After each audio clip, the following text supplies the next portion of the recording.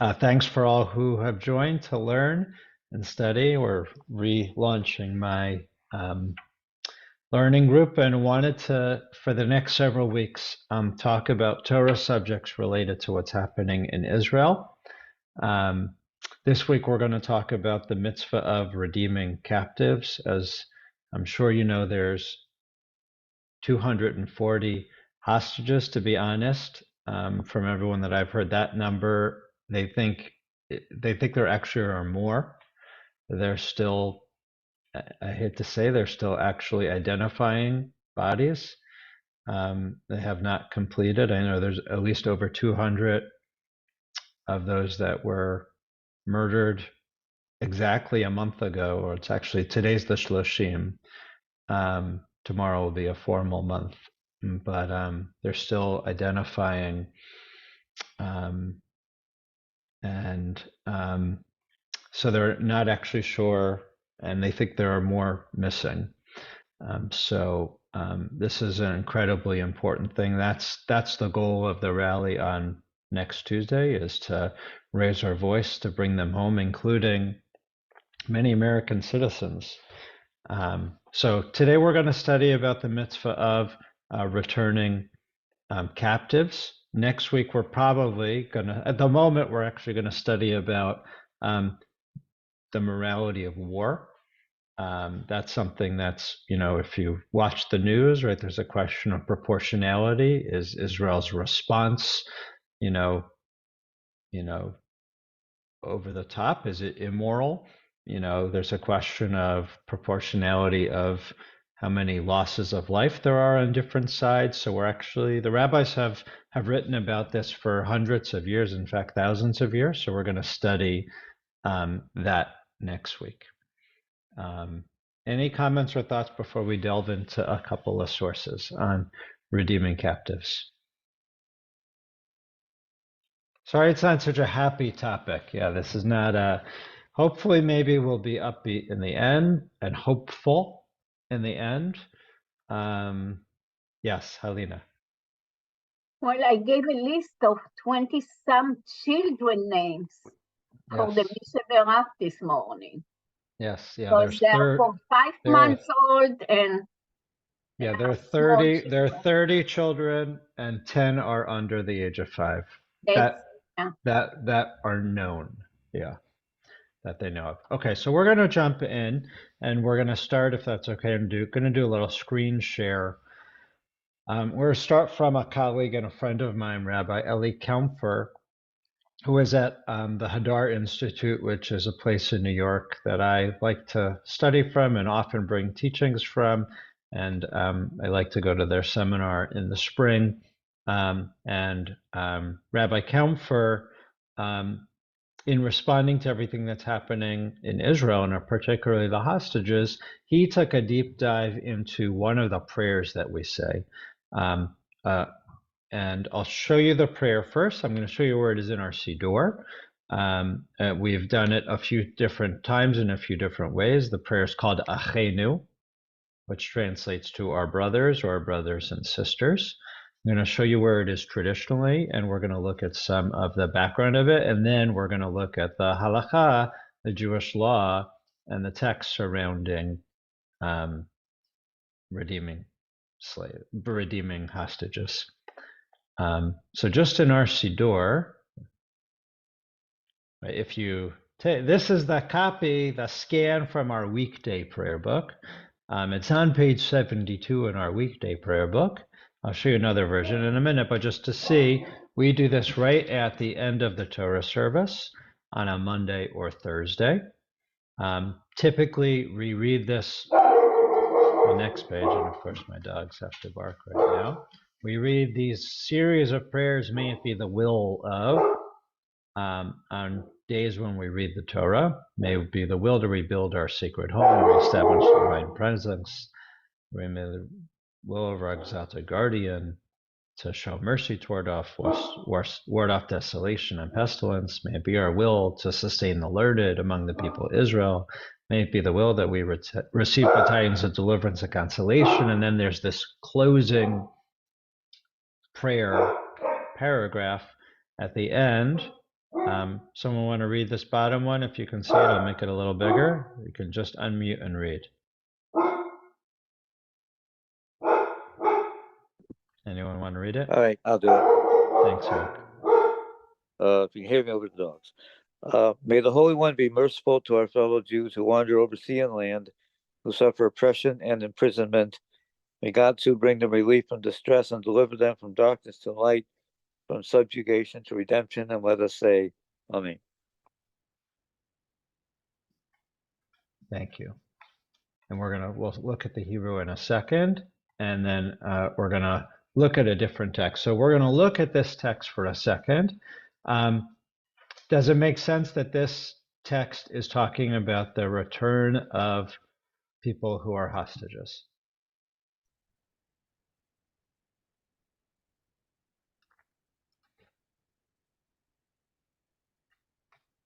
Yeah. Yep. Yeah. Yeah. Yes, So the word imprisonment is there. That's the correct translation. if that's the correct, and we're going to look at the Hebrew in a second. Yeah. So, right. If And you're also the reference to from darkness to light, we assume they're being held in those tunnels, which are quite dark. Yeah. Yeah. So this is the Hebrew, and I'll show you a better version because it's not that clear. Right. Achenu kol beit Yisrael hanetunim b'tzara uv'shivya העומדים בין בים ובין ביבשה, המקים ירחם עליהם ויוציאם מצרה לרווחה, מאפלה לאורה, משעבוד לגאולה, השתבח בזמן קריב ונאמר amen. For our Hebrew speakers, I think there's at least three sort of references to being in a, let's say, a difficult situation. Sarah, which we usually say is surus, right? But that doesn't mean sorrow. Tsara is a narrow place, which means a place of confinement, right? Uvishivya, this is the word for hostages that we're, that this is the Hebrew word we're using that was in Tyball's screen if you can see it. Hostages, right? Sarah again here. And then we have darkness. And Shibud is basically enslavement, imprisonment. So there's at least four references here. So if we go to, here we go. Can you see the Min HaMeitzar from the narrow place? Yes? Yes. Okay. So this is what Rabbi Eli Kampfer wrote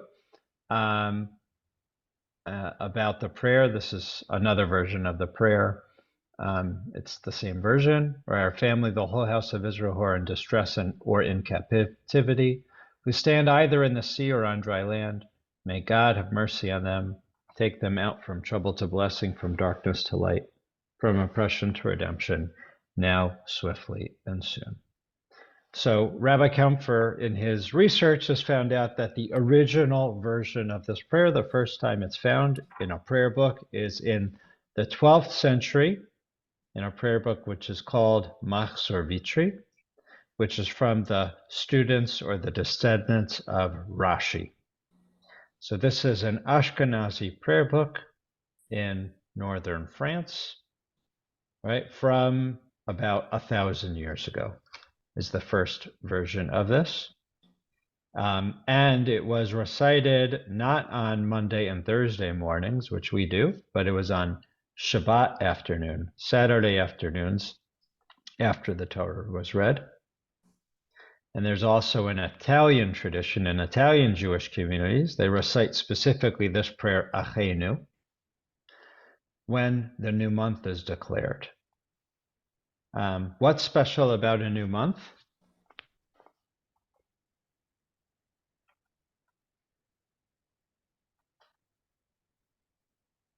You can unmute. It's a half holiday. It's a half holiday. Okay. What else? And What else is it's special new about one. it? It's also linked to the very first mitzvah given to the Jewish people as a whole, as opposed to individuals. So it's a reminder. To me, then it becomes a reminder of the collective nature of Jews, the Kolarizim, I can't say that right now, morning, well, afternoon, sorry, but Yeah. it's, if Kol there's, Arevim Zelazeh. right, if there's a reminder of, this is the first mitzvah to Jews as a people, we need to think of ourselves as a people. That's why a Rosh Chodesh to me links. Okay. Ruth, I heard you say this is a time of renewal, Yeah. right? Because it's a new moon, right? New moon, yeah. There's new growing light in the world with the new And moon. maybe a feeling of hope, perhaps.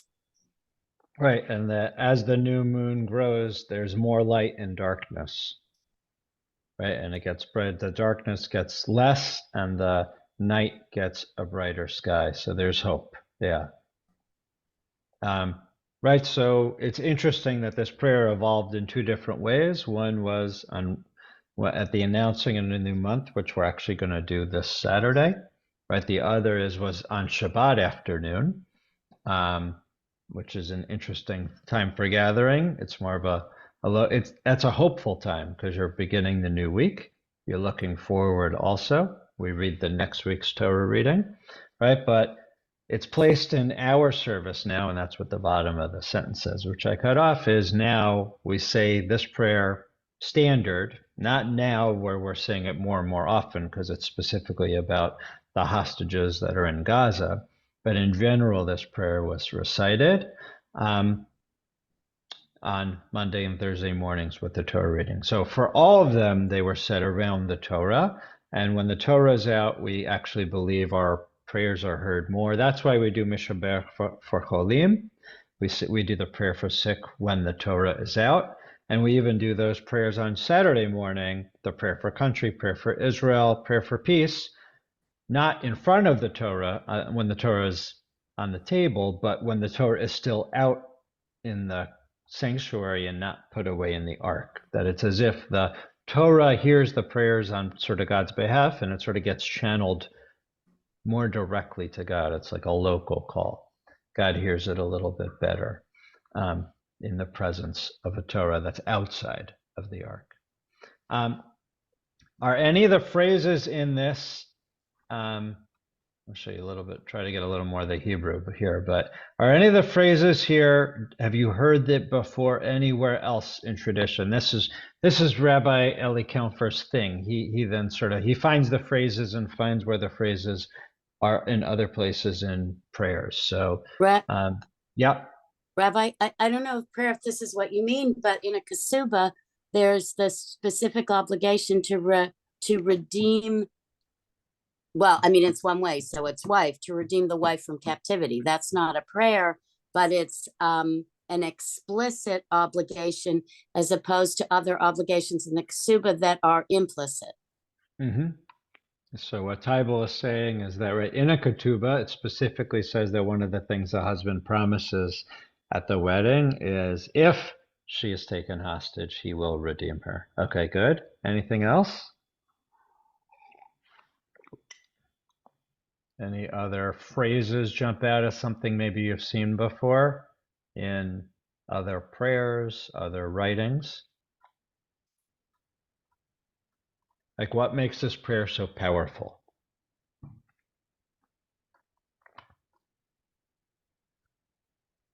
Well, it deals with the whole family, the whole house of Israel. Right, whole house of Israel. And So actually, that we're all responsible. yeah, and Rabbi Kampfer's going to write it. He actually writes a little bit about that, which we're going to look in a second, right? And as Tybal said, that idea that, and Rabbi Jacobs talked about that first Shabbat, after, I think, or was it 2 Shabbats ago? And we're if all it is responsible from for the each other. 12th century, it means it is really showing us, בכל דור ודור עומדים עלינו לכלותנו.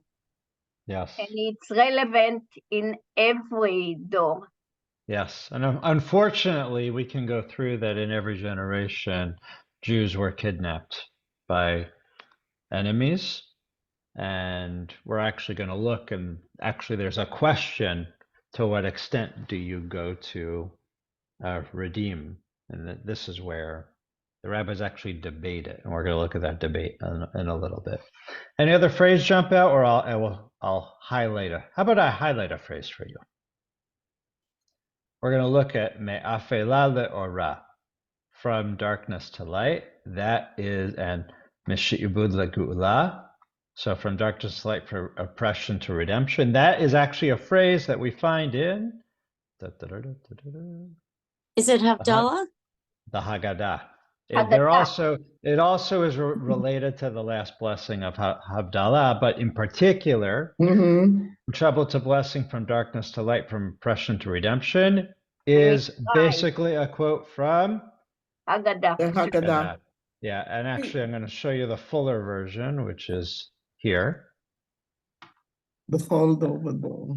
Right, so this is if you do a traditional Seder, Yeah. this is right after the four questions, after going through the story, after we do Pesach Matzah and Maror, where you hold up the matzah, you hold up the maror, you point to them right before we're going to eat, basically right before the second blessing over the wine. We do these two paragraphs. Someone want to read the first one?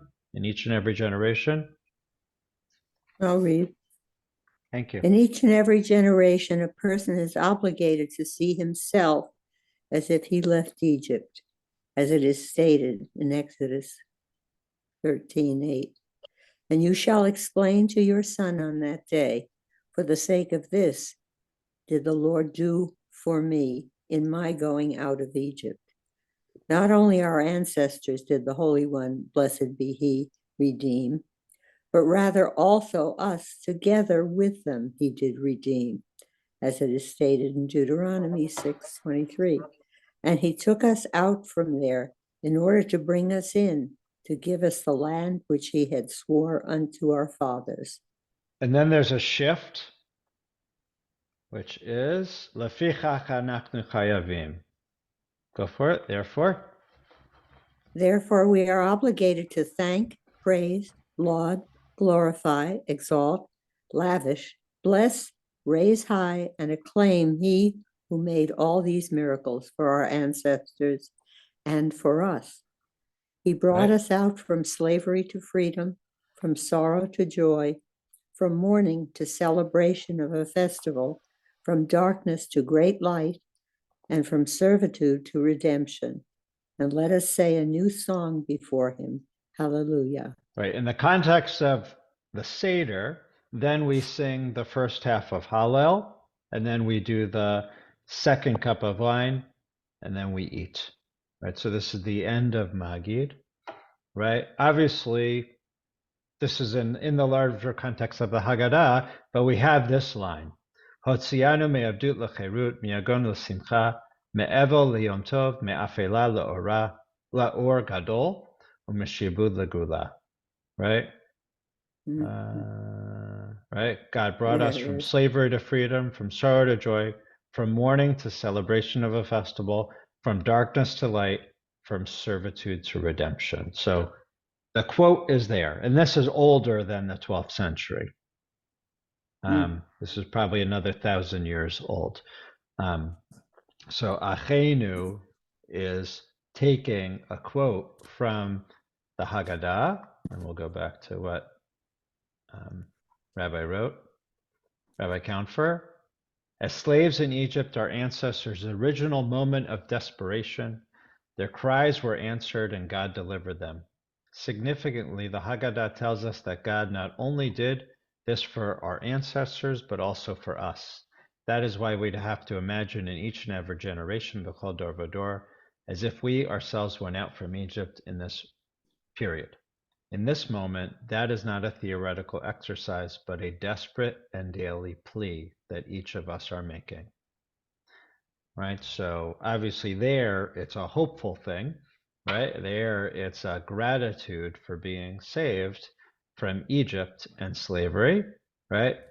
And obviously right now, this is a plea, a desperate plea that our brothers and sisters, right, that from 10 months old, from a 10-month-old infant to I think an 85-year-old, I'm not sure the oldest hostage, but but people in their 80s, right, that they are come home safely. And then, as I think Helena or someone said, right, he's trying to understand why the phrase "our family Kol Yisrael," right? If you look at the Hebrew, Achenu Kol Beit Yisrael, this phrase, right? Our brothers, our family, the whole house of Israel. He's trying to understand this phrase, and there are actually two places where parallels appear in the Talmud. Someone want to read one phrase in the prayer? Confuses me.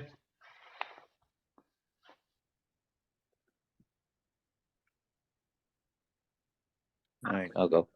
Thanks, One Eric. phrase in the prayer confuses me. Older versions started, "Our family Israel who are in distress and captivity." But now the prayer opens with "our family, the whole house of Israel, are in distress and captivity." How could it be that all of Israel is in distress and captivity? If so, who is left to pray for them? Right. So what he's saying here is that the oldest versions, the versions from 1,000 years ago, didn't say Kol Beit Yisrael. It just says Achenu Yisrael. Right. So why is it now talking about the entire Jewish people? Keep going.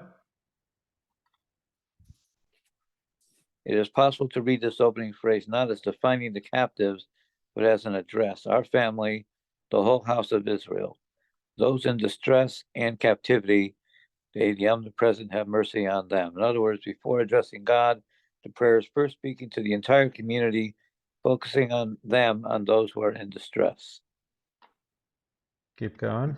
Indeed, the phrase "our family, the whole house of Israel" is used in this manner in the Talmud, where it comes in moments of great suffering. When Rabbi Akiva's sons die, he addresses those who came to comfort him as "our brothers, the house of Israel." When one priest stabs another in the temple, Rabbi Tzadok addresses the nation to rebuke them as saying, "Our brothers, the house of Israel." Right, and I'll just quickly show you those. They're long, involved stories, but Rabbi Akiva's children he has children that die, and then this is at the Shiva house where he's actually speaking to everyone. And if you can see where I'm pointing, right, Rabbi Akiva actually gets up on a bench and addresses. Obviously, you can imagine Rabbi Akiva was a great rabbi and a great teacher. How many people would have visited his Shiva house, right? And he says, Achenu Beit Yisrael Shimu, right? Our brothers, right? The house of Israel, listen. And then he sort of talks to them. In a similar situation, Tyba, I'll get you 1 second. This is this really hard to understand Mishnah, the story of priests that are so competitive to the point that they actually one stabs another because they want to be the one who does leads a ritual at the temple, and actually kills another priest in wanting to be the first one to do something. And Rabbi Tzadok stands up and says, Achenu Beit Yisrael Shimu. Right? He stood on the steps of the sanctuary and said, "Hear this, my brothers, the house of Israel." Tybal, yes. So the narrative about Rabbi Akiva, is that somehow linked to the narrative? I think it was my year, and it's how we learned that part of how we learn you don't do a vain prayer, where his two sons had died before Shabbos, but his spouse, who I think it's Beria, may not be Beria, doesn't tell him somehow. Yeah. Is that link? The His reason why spouse I was think of, because Rachel. His it's wife two was Rachel. sons and two sons. Mm-hmm. To me, that can't be coincidental. Yeah, could be. Yeah. His wife was Rachel, if I remember. Rabbi Akiva's wife was Rachel, but Yeah. Bruria was Rabbi Meir. Yes. Right. Yes. Yeah. They're different. They're similar stories. Yeah. So we'll just wrap up what he said and then we'll look at some of the sources. All right, Eric, you want to just finish up? Okay. This is how.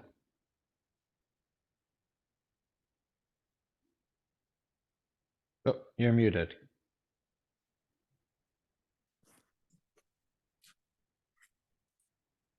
Oh, you still there, Eric? It would help if I unmuted. Yeah. This is how I imagine the prayer opening. It speaks to the entire house of Israel, reminding us that we are all family. The prayer calls us to attention, saying we need to focus on this. Our request is a simple one. God, please bring home the captives. Just as our ancestors were redeemed from Egypt, may they journey from darkness to light right now. Amen. So when we say this prayer, whether we say it just on, like we did this morning at Minyan and Thursday morning, or number one, you can say it every day, anytime. We said it on that first Shabbat afterwards, and we say it different times.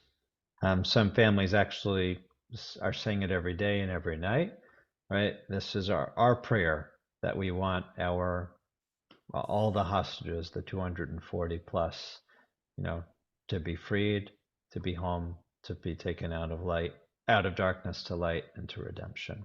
So that's the first half of what we're going to do. Any comments? I'll stop the share for a second. Before then, we look at some sources on why it's so important to redeem captives. Yeah, Alina? Yeah, maybe, and that has been all over our history. In times of dispute and perut ben Am Israel, we had a calamity. So maybe that's to emphasize, Achenu Kol Bet Israel, we have to be together, especially in these times of Yes. sorrow and disasters.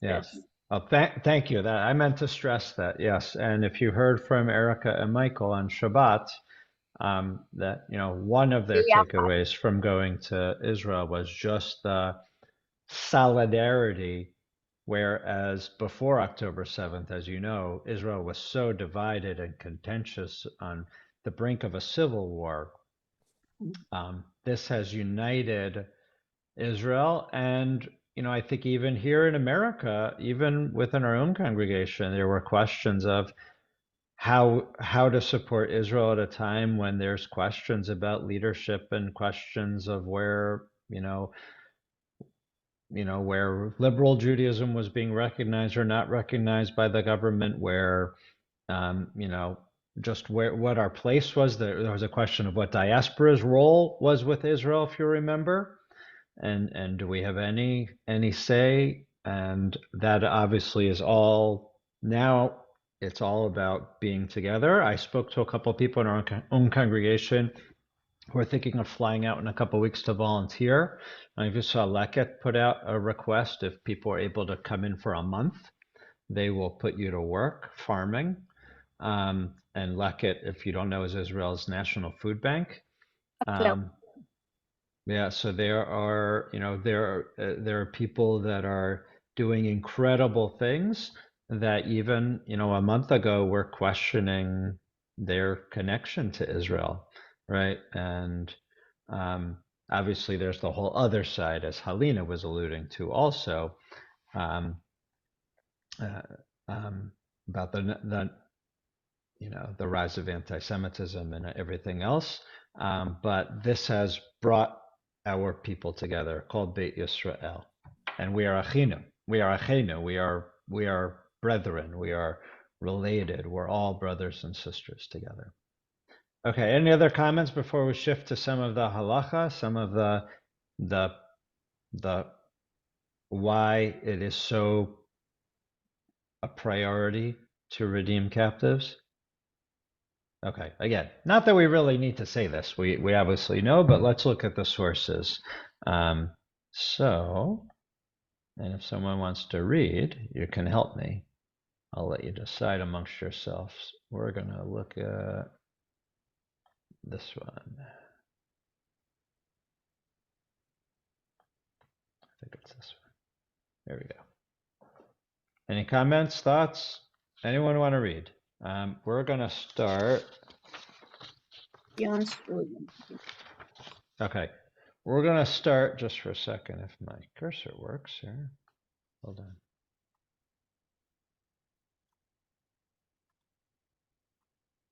Okay.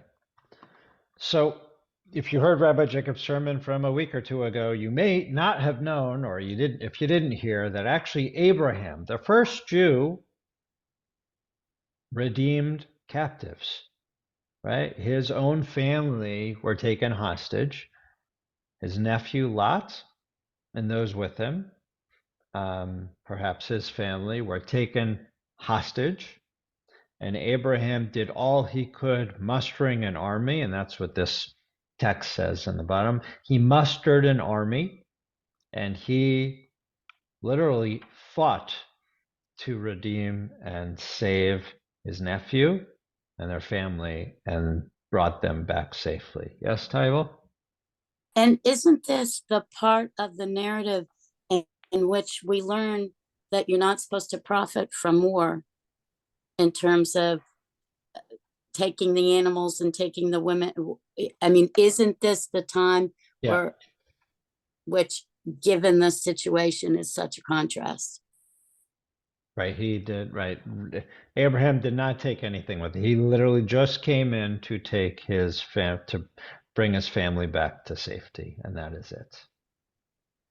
Yeah, 100%. So all we need to say is basically 4,000 years ago, right? Abraham did everything he could in his power to bring Jews back home to safety.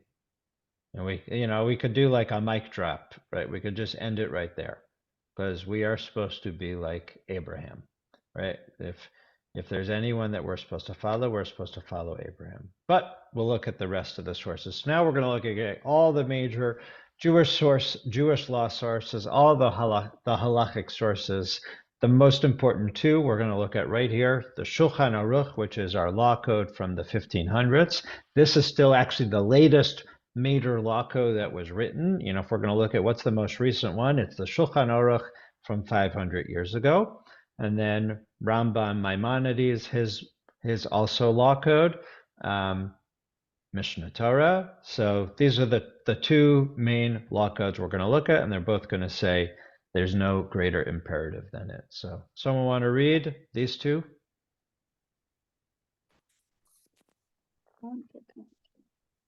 Alina, you want to read it in Hebrew? אוקיי, שולחן ערוך. כל רגע שמאחר לפדות השבויים, היכה דאפשר להקדים, הווה כאילו שופך דמים. Every moment. Yeah, every moment that a person delays unnecessarily from the act of redeeming a captive, it is as if that person has shed blood. And we know it's definitely a possibility now. Yeah. Okay, Eric? so Yeah, I Eric? see the translation of ransoming as opposed to redeeming. What's the correct translation? That's The reason I redeeming. ask Yeah. is that Israel was paid dearly to and that term, the 1,000 to 1 ratio thing was salit, and we know that some of the ones they released are right behind what's going on right now. So I'm questioning the word ransoming. Yeah, so I don't know that it is exactly the translation to pay ransom, lifdot, but on the same token, yes, when Pidyon Haben, the first voice, so they do also a silver platter, so they do something about it. So I don't know if it is correct or not. Right. So the question, just to clarify what everyone's saying is, right, is it really about redeeming the captive, or is it about paying extraordinary ransom in order to free a captive?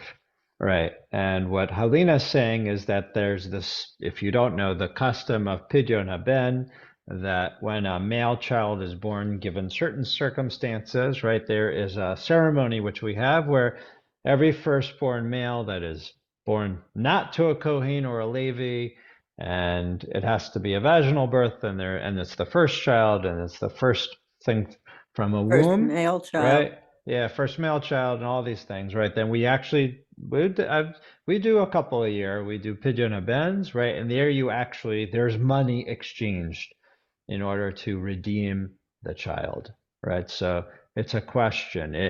I don't think that word is necessarily means monetary. I have some dictionaries upstairs that maybe if I take a minute, I can run upstairs and look at my biblical dictionaries and other dictionaries and tell you what else they say. But it's a good question. And as you alluded to, Eric, there's a question, and this was going to be maybe another session too, is there are cases where the rabbis debate, and their only hesitancy, and I alluded to this before, their only hesitancy in redeeming captives is to what extent do you pay too heavy a price that it actually endangers your society? And, or not in this case, but in other cases, is if you pay such a hefty price, are you just opening the door to more and more kidnappings? That's not this case of this 240 on October 7, but this is taking one after another in a revolving door of, how much do you, this is one of those, how much do you negotiate with terrorists thing. Tybal. I just want to say, in the circles in which I move, I know people who do Pidyon Habas too. Oh, And beautiful. And the first one I ever went to is someone who was Orthodox in practice. Beautiful. I mean, orthopratic, though. Yeah, understood. Also, they belong to both conservative and Orthodox, blah, blah, blah. Anyway, just thought I'd toss that feminist perspective out there. Thank you. And my father usually is the one who receives the money. Kohen, yeah. So, right, just to focus on this, right, every moment, like the Shulchan Aruch doesn't normally speak. If you've ever studied Shulchan Aruch before, it doesn't get this like exact and this emotional. Like this is actually pretty emotional for a sterile law code. Every moment that a person delays unnecessarily from working to ransom or redeem a hostage, it's as if he were shedding blood, right? Do you understand what that phrase is? It's as if he were shedding blood means? Yeah. It becomes complicit. But isn't Yeah, it also a reference to that we're not supposed to shame other people because the rabbis likened it to making people blush and it was like bloodshed? Yeah, there are a couple other places where they talk about that. Right. What it means is that you're actually you're murdering. I don't know what the right way to say this, but basically is right. You are helping you're helping, right? You're an accomplice to it, right? accomplice to it. Right? Like any moment that you're not working to bring the hostages home, you're liable on some level, right?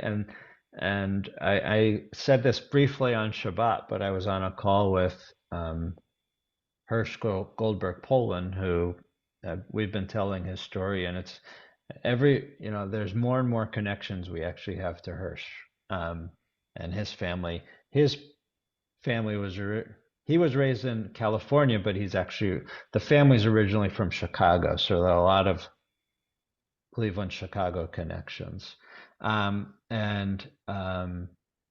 His mother said, right, if you can just take 1 minute every day to do something to redeem the hostages, right, to text the senators and elected leaders, to, put up a picture, to write a letter, to send a note. Like I'm following several.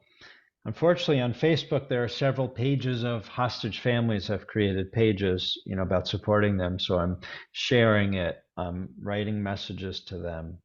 And if you want more information, we'll jump back in a second, but there is this website, kidnappedfromisrael.com, that has the list of all the hostages and has different information about them.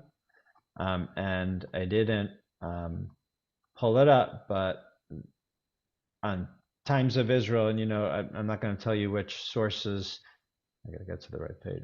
What news sources you're going to use, but Times of Israel has a section called "Those Who Are Missing," where they're profiling and giving at least a short story of each of the 240 missing hostages.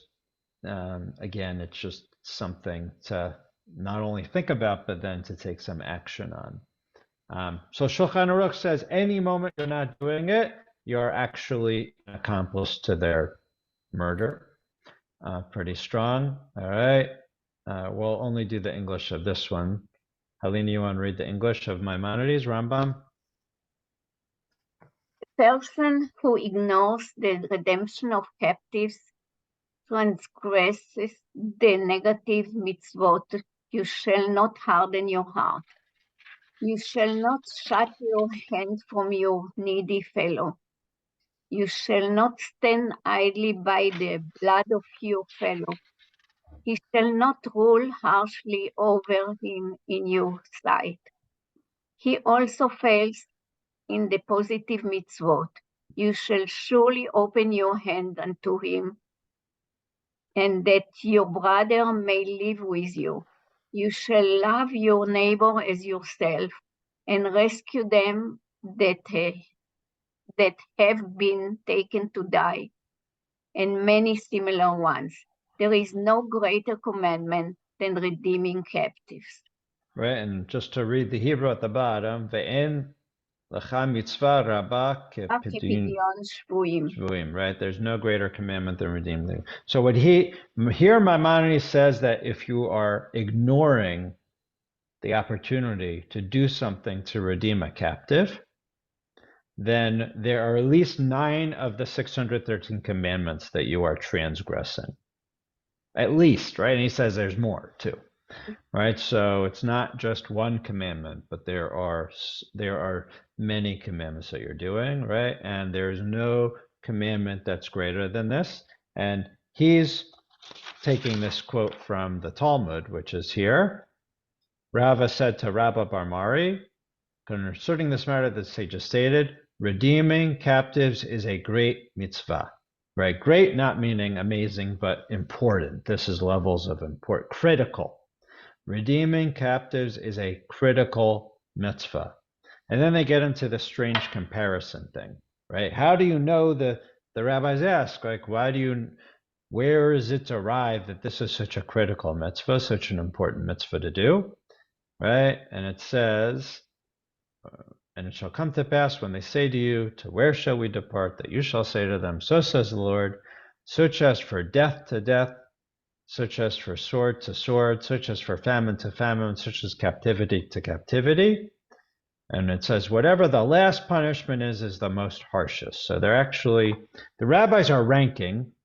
Again, I don't really want to focus on this for a long time, but the rabbis are saying that, like, death, meaning natural death, is the least severe, and then getting stabbed is the next, and then dying from hunger is the next, and then dying in captivity is the most harsh. Again, I really don't want to spend a long time on this, but basically this is the rabbis' reasoning in the Talmud of why redeeming a captive is the most important thing, because they consider it the harshest way to die. And that it actually combines, their end thing is that it combines, right?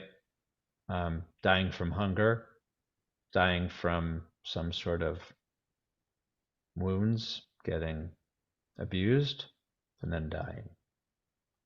Again, not a happy subject, but the rabbis are basically saying it's the worst thing that you can do. And then the Shulchan Aruch restates it, as if we didn't say it before. The redeeming of captives takes precedence to sustaining the poor and clothing them. They say that that's even more important than taking care of the poor. Like, if you were going to balance where you're going to make a donation, right?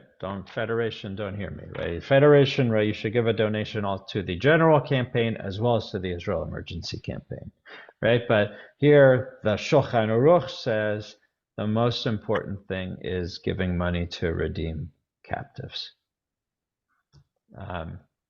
This is that sidebar that Eric was talking about, which was the rabbis talk about how much is too much to give to your enemy in order to redeem them, right? As Eric said, Gilad Shalit, who was in captivity for 5.5 years, right? There were more than 1,000 terrorists that were in 500. Israeli. How many?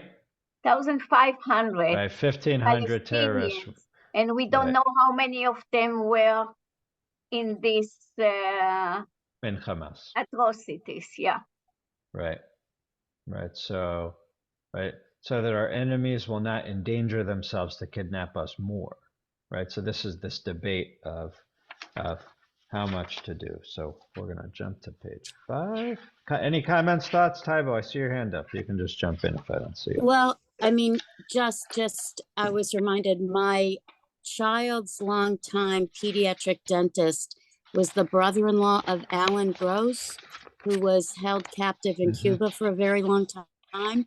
So part of it is also, it's not just Israelis, it's Jews everywhere, because regardless of whether he did pass things to the Jewish community in Cuba, the reality is Jews in other countries are in more danger of being taken captive because they are Jews. 100%. Yes. So I think that also, I mean, it's not front and center when there's so many captives in Gaza, but then there's this overall context of whom does it embolden around the world to take a random Jewish tourist, I don't mean random in that sense, but God forbid. Right, Jewish tourist, And we're government worker, etc. We're even seeing, not to the level of captivity, but even on college campuses, you're seeing Jewish students being accosted, and Yeah. you see that on the streets of New York right now. I've talked to a couple of people that are in Manhattan, don't feel safe. Yeah, so yeah, it's everywhere.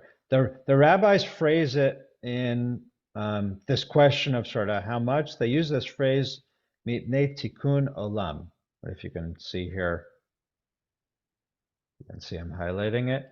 It's a very interesting phrase. Obviously, when we hear tikkun olam, we think about repairing the world, right? Our social justice imperative to make the world better, right? That's the generic way that we use tikkun olam.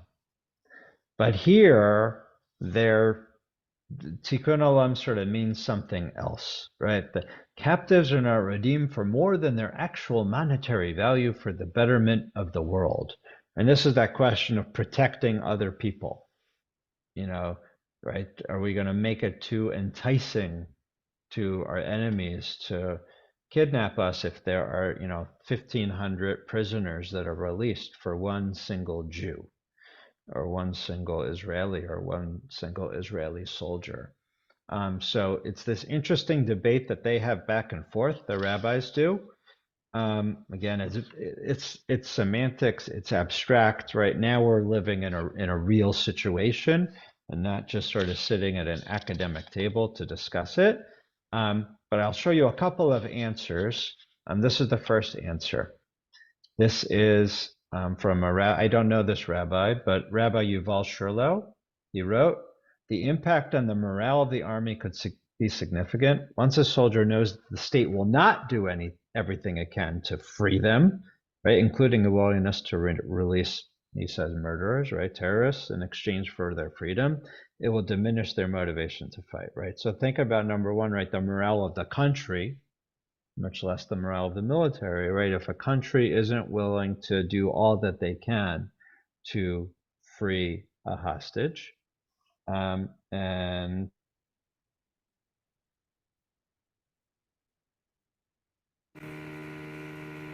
can you still hear me? Yeah. Yes? Yes. Yes. Yes. And then there's another text which I'm. With the sound though, it's sort of.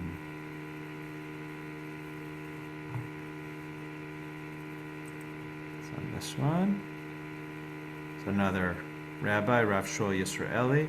In every situation of a tangible danger, no restriction was established for redemption of captives. No cap on what the country should do to ransom them, even though we established a concern for not encouraging the captors to kidnap other people.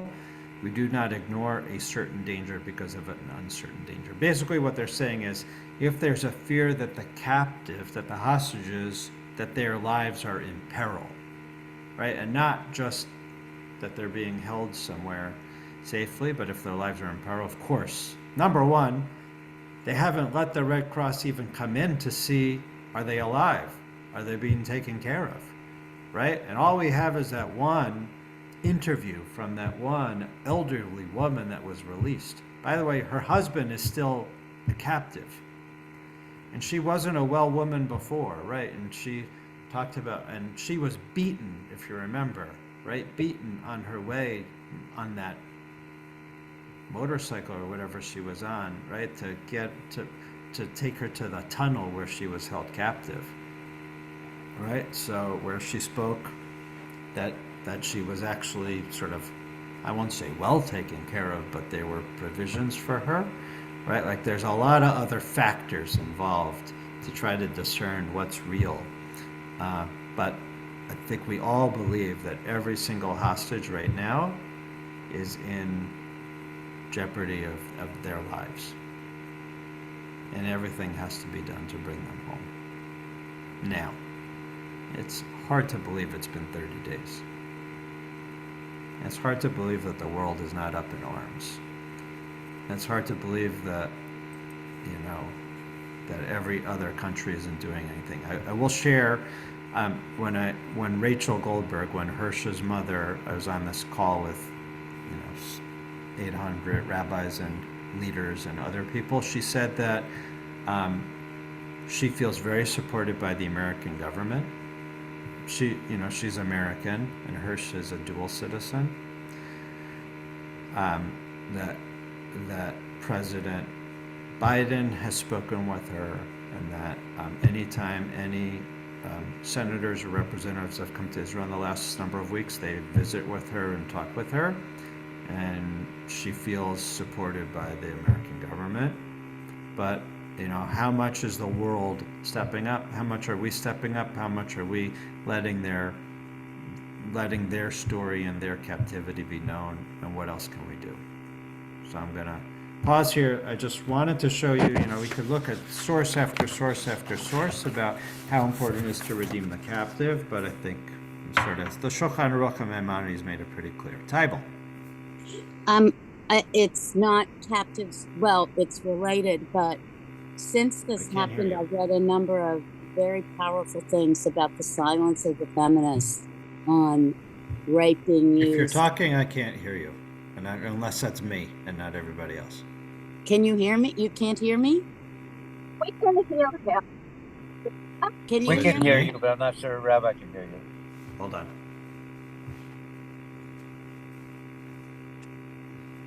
Actually, switch my devices. Oh.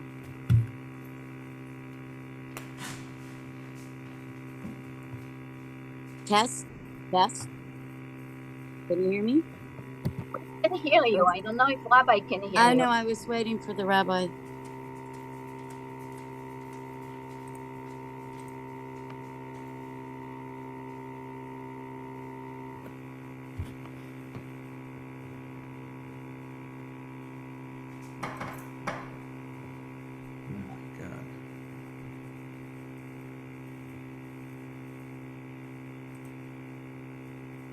Rabbi? Yet?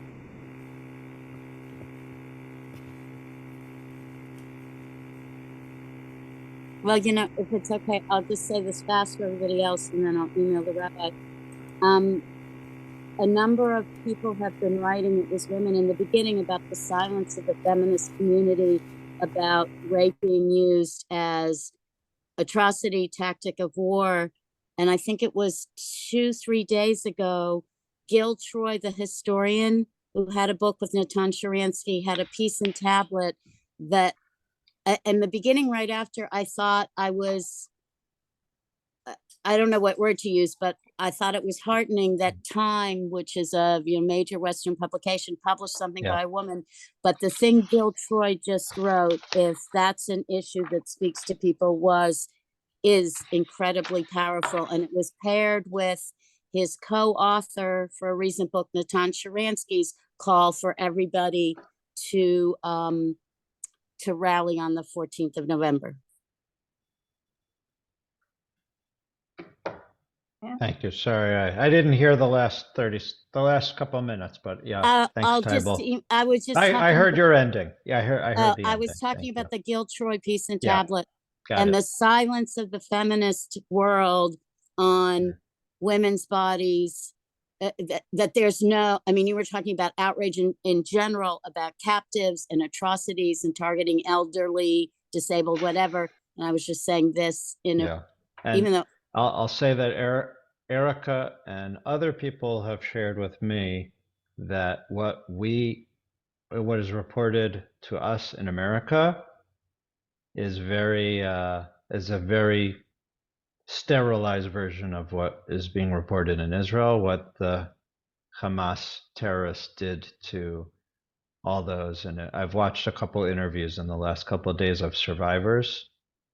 I mean, I don't even know what to say. I just saw one yesterday, an 84-year-old grandmother that saw awful things done to her grandchildren in front of her. Yeah. Yep. All right. Other thoughts, comments? We need hope, so we'll end with a little hope in a minute. But and sorry it's so difficult and depressing, but this is hopefully a call to action. I know I'm sort of speaking to the choir, but it's more important for us to know like why we are doing what is our motivation for each of us, and why we have to keep talking about it and talking to our neighbors and non-Jewish friends. And I was at a breakfast with pastors about 10 days into, this was the day before the Gaza hospital thing. And they were talking with me, and they're like, "What's going on?" And I said, "Well, I mean, I really can't do anything right now because 240 Israelis are hostage, and children are hostage." And they're like, they heard about it, but they didn't. I said, I need your help. Well, can I come and speak in your congregation? What can we do? So I'm going to invite them to the rally in DC now. I don't know if they'll come, but we'll see if they do. We need to do the same. We all have non-Jewish coworkers and friends and neighbors, and we need to. This is the time we have to ask for their support and to raise their voices, because this isn't just a Jewish issue. That's the thing, but there is a lot of anti-Semitism going out of it. Yes. And people that you saw that they were your co-workers, they tell you up front, they don't believe in it. They don't believe in it. And the poor Palestinians, and why we are killing them up, and children and women and everything, and the whole world is against us. By the same token, when the Arab countries killed Arabs, thousands of people they killed. No one said a word. Yeah. No one came to say, free our people there. But because it is now the Jews, everybody is against the Jews. The anti-Semitism in the whole world is showing their ugly face. Yeah. And as Dara Horn wrote in her book, People Love Dead Jews, and then she wrote, like a week later, she wrote a piece that was published in the Times, basically a reprisal of it, right? We had the sympathy for the first week, and that was about it. Because now it's not really about dead Jews, right? No. Right. Now it's about Jewish hostages, right? And now it's about other things. But next week we're going to talk about okay, thanks, Tybal. Next week, we're going to talk about proportionality, which you sort of said is like when now the news racks up how many, Gazan deaths and whatever else, like what is our tradition actually does talk about that. Our tradition talks about what is what is acceptable, what is halachic, what is legal, like what is the response in a situation like this that a Jewish army can do and can't do. But how will you stay and let them kill you? The whole mission is to kill us. They say it out loudly that they want Yes. to repeat that massacre again and And we're again. gonna talk about that. We're gonna talk about that. Yeah. So what's the hope? We gotta end with hope. It's 102. The hope is number one, that we are praying, right? And that not only is this moment solidifying and uniting Israel, right? And there are incredible stories of unity, there are incredible stories of volunteerism. I heard a story that, as you know, October 7th was Simchat Torah in Israel. And you know, most communities did not celebrate Simchat Torah, or they, you know, or people were taken from shul while they were celebrating Simchat Torah, or worse, or whatever else. And that, you might know that many of the border cities, both north and on the Gaza border, have moved, and they've sort of set up shop at different hotels in different areas. So some are in the Dead Sea. That's what Michael Haas talked about. They're also in Eilat and other places. So in Eilat, where several of the Gaza communities have now settled, and they have kindergartens in the in the lobby of the hotel and whatever else, that they're one day, I don't remember which day last week, but one day they did hakafot shniot. They did a reprisal of Simchat Torah, that one of those vans with playing all the Israeli music and Jewish music, and they were a bunch of Torah scrolls, and they went from hotel to hotel to give the people the opportunity to dance with the Torah, and to have hope, and to have a moment of joy, and a moment to do Simchat Torah, to connect with the Torah, to connect with tradition. So, the hope is that we are a strong and resilient people, that we pray together, that we hope together, and God willing, we're going to bring them home now, and there's going to be peace soon. Amen. Amen. All right. Thanks for learning with me. It's not an easy learning session. Next week's going to be morality of war and proportionality. Another not very easy subject. Okay. Thank you. See you all soon.